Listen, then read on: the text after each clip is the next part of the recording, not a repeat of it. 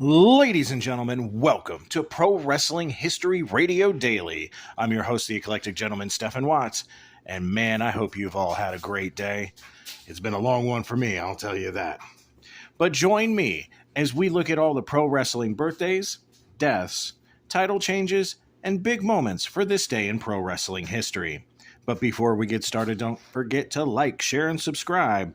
And without further ado, let's get our wrestling nerd on. Let's start off as we always do on a positive note. That's right, these are your pro wrestling birthdays. 1888, Earl Caddock, the first person to be dubbed the Man of 1,000 Holds. Moving on to 1972, Lucha Libre Lady Medal. 1977, Big Lance Archer. I remember him best from his, Rock and Rave Infection in TNA. And moving on, I think that's it for our pro wrestling birthdays. Of course, on the other flip of that coin, your pro wrestling deaths for February 27th. 2014, wrestler, amateur wrestler, coach, and of course trainer, the legendary Billy Robinson. Billy helped train so many people from as far back as the Iron Sheik all the way up to Shayna Baszler. Crazy to think, huh? All right, enough of the sad stuff. Let's get to the meat and potatoes. That's right, these are your pro wrestling history highlights for February 27th. And we're starting all the way back in 1921. Pinky Gardner defeats Wayno Kenton for the world middleweight title in Boston, Massachusetts, ending Kenton's second reign. God, I love the older names like Pinky. 1940, Joe Cox defeats Yvonne Robert to win the Montreal World Heavyweight title in Montreal, Quebec, ending Robert's fourth reign. 1958, Albert and Enrique Torres defeat Casey and Danny McShane for the NWA Texas Tag Team titles in Galveston, Texas. Back in the day, there were so many, quote-unquote, whether they're kayfabe or really were brothers, there's just so many tag teams that were brothers, you know? And it'll be an ongoing theme in today's title changes, too.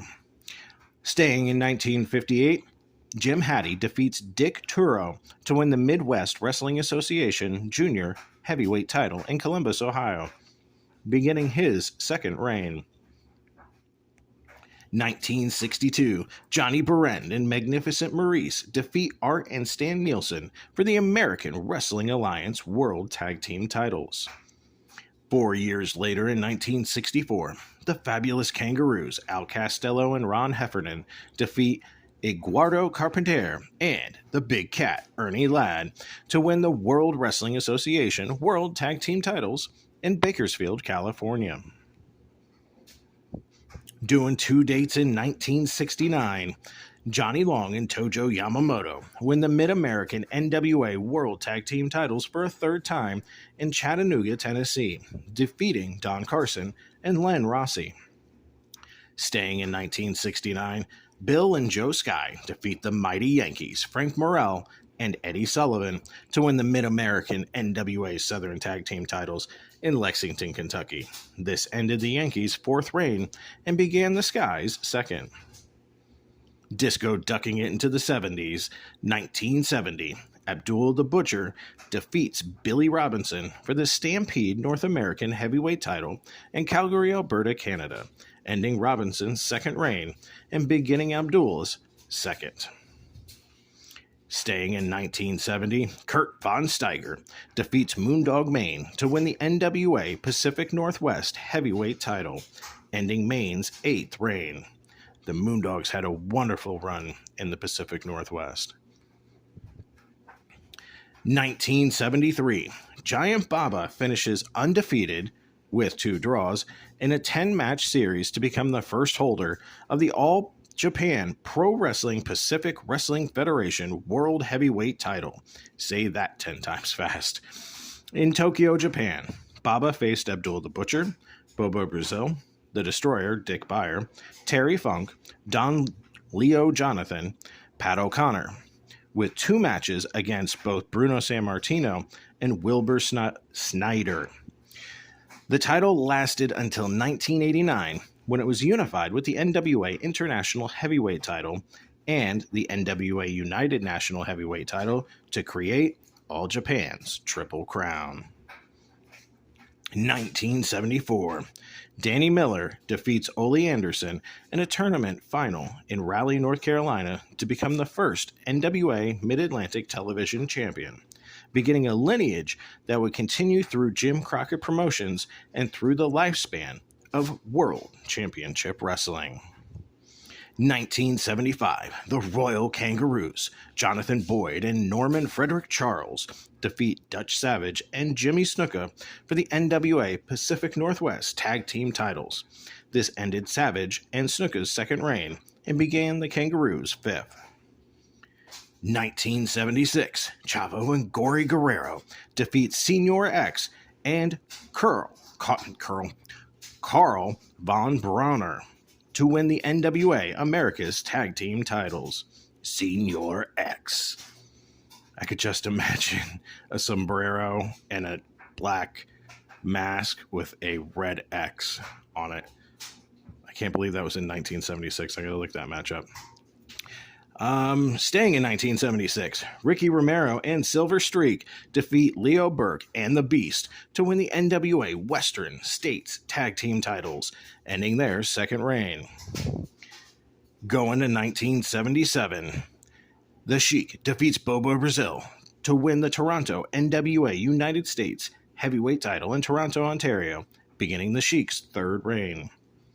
Staying in 1977, but going south of the border, Fishman wins the Mexican National Welterweight title for a third time, ending Blue Demon's second reign.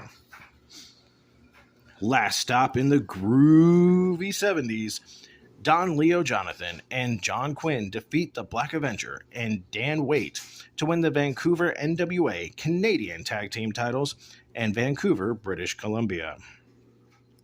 Jump into the best year of all time, 1981, because I was born. Gino Hernandez defeats Chavo Guerrero to win the NWA International Junior Heavyweight title in Houston, Texas. Staying in 1981, Dave Schultz defeats Leo Burke to win the Stampede North American Heavyweight title in Calgary, Alberta, Canada, ending Burke's 6th reign and beginning Schultz's 2nd. 1984. Danny Davis and Herbert Gallant defeat Bruce Hart and Davey Boy Smith for the Stampede International Tag Team titles in Vancouver, British Columbia. Staying in 1984, Larry Hamilton defeats David Morgan to win the Southeast NWA United States Junior Heavyweight title in Birmingham, Alabama. Easy for me to say. One more time in 1984, Killer Tim Brooks defeats Scott Casey for the Southwest Championship Wrestling Heavyweight title in San Antonio, Texas.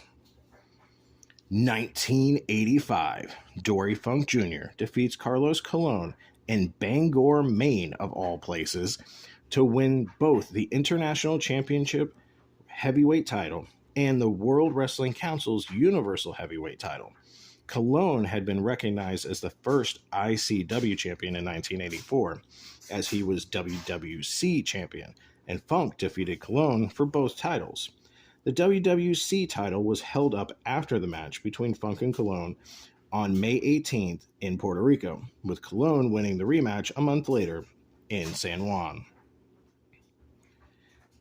2 stops in 1987, Bob Brown wins the NWA Central States title for a 17th time by defeating Bill Dundee in Kansas City, Kansas. At the same event, Bart Batten and Rick McCord win the NWA Central States Tag Team titles from the Mod Squad, Basher and Spike. I forgot Bart Batten wrestled with somebody else other than his brother. I completely forgot that. 1987, Tom Pritchard defeats Larry Hamilton to win the Southeast NWA United States Junior Heavyweight title in Knoxville, Tennessee, ending Hamilton's second reign and beginning Pritchard's 5th. Jumping into the 90s. 1993, Colonel De Beers defeats Bart Sawyer for the Championship Wrestling USA television title in Portland, Oregon. This began De Beers' second reign and ended Sawyer's third. And last but not least, an event that I was at. Again, my parents thought I was probably off at a friend's house, sleeping over, or something to that effect. But 1999, East Coast Wrestling Association held the third annual Super 8 tournament at St. Matthew's Parish Hall in Wilmington, Delaware. In that tournament final, Steve Bradley defeats Christopher Daniels to win the Super 8 tournament. And that, folks, is your pro wrestling history highlights for February 27th. Let's hope I don't get grounded, because I'm 42 years old and my mom just found out I lied. Joking aside, folks, I hope everybody has had a wonderful day, that you've enjoyed learning a little bit of wrestling history, and as always, take care of yourselves and each other.